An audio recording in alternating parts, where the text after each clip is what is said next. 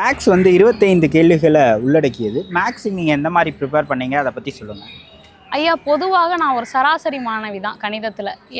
எனக்கும் கணிதத்துக்கும் ஒரு பிணக்கு உண்டு எப்பயுமே. சிறு வயதுலேருந்தே எனக்கு கணிதமே வராதுன்னு சொல்லி எனக்கு நிறைய ஆசிரியர்கள் என்னை தலையிலே கொட்டியிருக்காங்க. அந்த அளவுக்கு நான் எனக்கு எத்தனையோ ஆசிரியர்கள் சொல்லித்தர முயற்சி பண்ணியும் எனக்கு கணிதம் வரலை.